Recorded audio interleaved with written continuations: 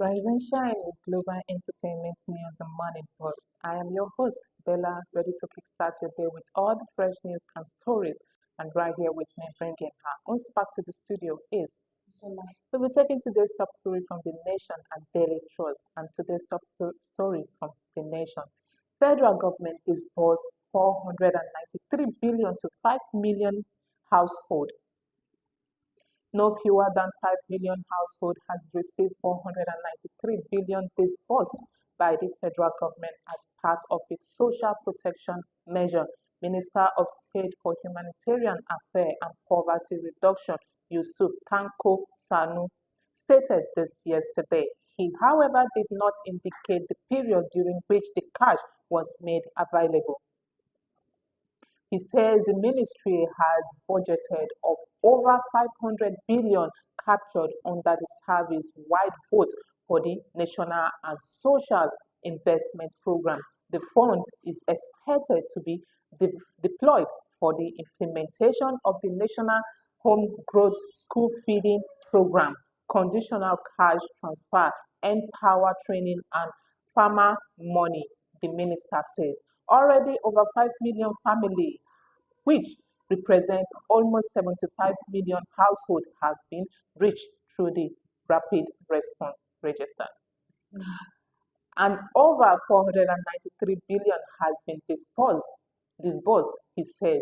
Sonu spoke in Abuja at a briefing on the sustainable response to address the humanitarian gap arising from the total suspension of World Food Program operation in the Northeast and Northwest. The minister says the funds are disbursed based on the National Social Register and reflects the reports of the multi-dimensional poverty index in Nigeria. I think this is just a propaganda because it was being said here, you disburse, no, there is no argument in you disbursing almost 493 billion naira to 5 million households, but there was no record of you doing that. And yet, these same people come out every now and then protesting for hunger, a lot of hunger in the state, a lot of things happen here and there. And you said you disbursed almost 493 billion naira. How? What is your proof? What is the evidence? Because he said there is no record. No record was made when they were doing that. Well, to my own understanding, I don't feel like the disbursement is actually what Nigeria need right now. Disbursing of a fund to 5 million households is just as if that you are keeping them on a check for not for a long period of time, but just for a meantime to tell them that they should use this one to hold their breath instead of them coming out to protest using the little amount. Okay, you are talking of 500 something, 493 billion being disbursed to 5 million people. How much each household are they going to get? If a household is containing of 10 family, how much do you think that this can last? It's not going to be up to a million naira, it's not going to be up to 2 million naira, but you're saying that 493 billion is being disbursed to a 5 million household, and all these things happen in the northwest and the northeast, which I'm just trying to understand it, grab my head around it, and feels like, how is it going to be possible? How long will this money last them? It's not about, we are not in need of money disbursement right now. We need a better working system. Don't give us money to shut us up when you know that there can be an availability of more jobs and more payment, like people that are working needed to get a better pay. Well, let's move on. Navy dismantled 71 illegal refinery sites. The Nigerian Navy deactivated 71 illegal refinery sites and seized over 400,000 liters of stolen crude oil last month. In a statement, the Director of Information Comrade Ayewa Adams Aliu says the success were recorded by Operation Delta Sanity. The Air Component Joint Task Force Operation Fansan Yama also hit terrorists who had conveyed on the foot of Asola Hill in Yankozo ward of the Itape local government area, Zamfara state, for a wedding and killed many of them. According to the Navy, last month's operation led to the discovery and the activation of 120 dugouts pipe and illegal refinery camp across River, Delta, Bayelsa, and Akwa Ibom states.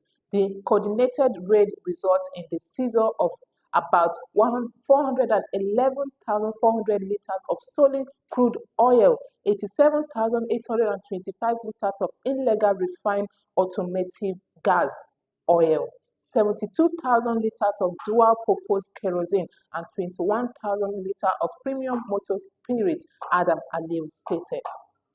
It's so sad hearing this every day over and over again. Kudos to the operation that actually brought them out for everyone to see. But like this kind of thing is in Nigeria now, they are suffering. Imagine 411,000 stolen crude oil, 87,000 illegal refinery gas, and it's not a middleman can't do this alone.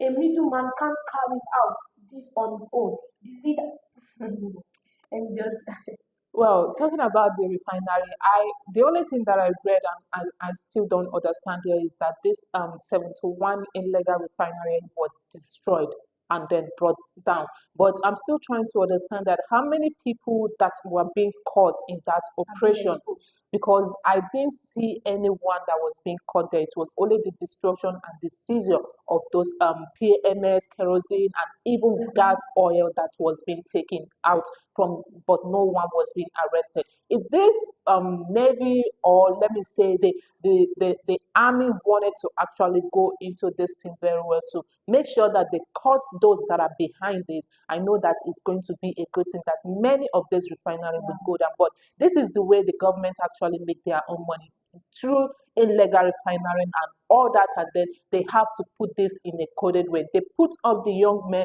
that are hopeless, just for them to do their dirty work while they stay back and then enjoy the money. You can't tell me that, okay, you only bring down a 71 refinery, illegal refinery, and then no one was being caught. No, that is a false news. Yes. Well, let's move on.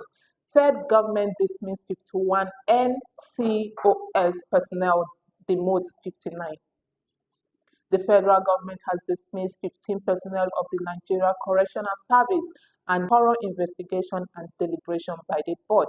A statement by the public relations officer of the NCOS, Umar Abubakar, says the cases were brought before the board by a disciplinary and general purpose committee after extensive investigation and due process. The following a thorough review, the board approved various disciplinary measures in line with its commitment to enforcing discipline and upholding the integrity of the service. A total of 15 personnel were dismissed from the service for serious misconduct and violation of service regulation.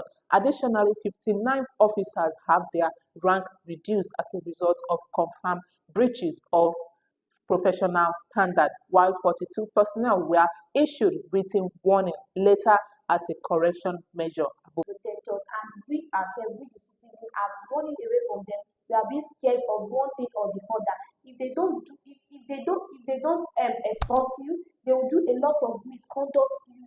We are always scared of this security, and here are the government puts them in for them to do the proper things they want to do, for them to protect us. But no, we the citizens that are supposed to be protected, we are being scared of them. Well done, a good job to the federal government for this. Talking about, I feel like those ones that are actually working in the correctional, let me say the Kirikiri and all those Kuje prison and all that, are actually needed to be brought to book as well, because there are many families that are actually complaining about their loved one being on the prison and then are treating them. If you take food to them, instead of them to give them the food, they would rather eat it on their own and then not wanting to give them the food. And that is really a sad one, which I feel like prison is just cutting off your freedom of movement. They didn't say that it should cut off your source of eating, your source of surviving, and all that. Even if you are in the prison, it doesn't stop you not to have a good, better meals to eat. But in everything that is happening in Nigeria, you just have to, like, someone will say that no matter what you do, do not ever wish to be in Nigerian prison. That is very a sad one to talk about. Well, let's move on to our daily trust. 3 weeks blackout cripple businesses in Kwara. The outage has fallen a toll on small businesses and households, especially those who depend on the power for daily operations. Olu Oluroshogo Abo, a welder, Mr. Abdullahi, says he had to rent a diesel-powered generator to keep his business running, which has significantly eroded slim profit margin. That is actually a very sad one. Let's say that the power outrage right now in the Kwara state, which we are we have been talking about this over and over again to our leaders and our government, that most of these things that makes a very good employment rate and all that is diesel that they are going to be using, and that is really really sad. So sad hearing this over and over again because if if things are getting expensive, no doubt I don't blame the marketers and I don't blame the sellers. Imagine you buying a goods worth of so much of amount and you still have to buy diesel or either kerosene or either petrol to make this thing for you to be able to sell it. And one person will now come and be like, ah, this thing is so expensive. It's not their fault because their gate is gone. There is no gate. Why, how will you be selling things and you will not even gain anything there? So I blame the government for this, sincerely. Well, they don't still want it to stable the lights, the electricity problem we are having in Nigeria. Well, let's move on. Banditry, Fuchuan need urgent assistance. Recent, we are facing the resurgence of banditry, and insecurity in our community in unprecedented form. Sometimes it happened in broad daylight and they came in large number with heavy arms. The threat of banditry has turned countless households into victims, neither directly through attack or indirectly through displacement, trauma, and loss. The insecurity is not limited to Funchal alone. Neighboring local government areas such as Faskari, Kankara, Bakori, and Sobwa are equally affected. A visit to this place will reveal a heartbreaking sight. Vulnerable people, many of them women and children, wandering the streets begging for food and support. It's so sad hearing a lot of these banditry things over and over again, kidnapping. Where we are still fighting for security, we are fighting for health. The health sector is collapsing, educational sector is collapsing, food scarcity is collapsing, and here we are still fighting for our life to be protected. Imagine these people having the audacity to come during the daylight to kidnap people, to take people, and nothing is being done. It has been happening over and over again, and government seems, or let me just say, use the word, they turn a blind eye to this, and it is not good. Is it when the Nigeria completely collapse before they can say they want to stand up and do something? I would say that I actually don't really know what to say right now because it's becoming a very heartache for us. We the citizen every day to be hearing the news of banditry and insecurity, especially in the northern part of Nigeria, which I was expecting. A lot of action and deployment of security personnel should have been brought there by now to take action on them, but we are still counting how many years now and nothing has been done. Well, let's move on. Police arrest suspected ATM card fraudster tricycle theft in Yobe. According to Police Public Relations Officer SP Douglas Abdulkarim, the suspects were apprehended at a bank ATM gallery in Damaturu. They specialize in defrauding unsuspecting victims by pretending to help them, then swap or clone their card to withdraw money. The arrests were made following a credible intelligence report. In a separate incident, the police in Pokiskom arrested Usman Suleiman, 25, of Babura LGA Jigawa State on suspicion of stealing a tricycle. The suspect allegedly stole the tricycle while the rider was at a mosque near a bank in Pokiskom to perform his prayer. This is so sad to be hearing over and over again. I used to say it's when the government are not doing anything accepted and understanding. But what are we doing to help each other? Imagine someone that worked hard to earn his or her own money, then you try to steal the little he is collecting because he went to bank to withdraw. Should we be scared of each other? Because we can't work freely in the world now. Should we be scared of each other? I have worked over and over again to make my money. Me at the end of the month, I go to the bank to go and withdraw my money. I am looking left and right, being scared of who will thief my money, who will snatch this, who will snatch that from me. What are we doing to help ourselves? Well, talking about that is really a very tragic one for us to start experiencing because right now there's a whole lot of it happening in Nigeria. Some is going to say that due to lack of jobs, some is going to say that because there's no better paying job. And if you're going to check, some of those people are actually a graduate, but they have no good paying job or there's no job available. And it's really a sad one for a country to be actually facing this thing at Mm-hmm. a go. Well, let's move on. Police arrest escort 11 order over car snatching in River. The police spokesperson in the state, SP Grace Irigi Koko, who disclosed this in a statement on Thursday, says the arrest followed major intelligence-led operation which led to the arrest of the suspects, including Adamu Musa and a dismissed police officer from Akwa Ibom State Command in possession of 11 vehicles.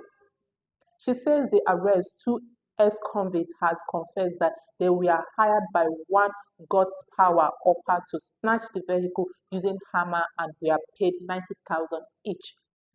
She says in a major intelligence-led operation, the River State Police Command successfully dismantled a sophisticated car theft syndicate operating across multiple states in Nigeria. The operation led to the arrest of 12 male suspects and the recovery of 22 stolen vehicles. This is so bad. Imagine for you to just carry out this tax, you are being paid 90,000 naira. Like, what do you want to use 90,000 naira to do? Is it that they will pay you every day, or is it every month? Just a particular job, a particular illegal tax, you are being paid 90,000 naira. And you too, you just went ahead without thinking of the repercussion, without thinking of the disadvantages, without thinking of the consequences. You went ahead to carry it out, putting some people's life at risk. Well, what I'm still going to say is that most of those things are can't actually be erased. We know that all those things used to happen before, even before we have to face a very hard and significance of it. But now it's just like it's now a broad daylight news that they don't do it in a secret anymore because they are already getting more people into it. More people are going into it just because they wanted to survive. You might think that the 90,000 naira is not enough, but to some people, it's actually a big money for them that they have never seen in their life, and it's really a sad one. If more of our security personnel, I read of a cops being arrested with 11 vehicle, which is very a sad one. We expected this our security personnel to be the one to actually track those people down and arrest them, not participating in it, and it's a very sad one. Well, we have come to the end of today's show. Next time, don't forget to like, share, and subscribe. And until next time, have a blessed and lovely day. Bye.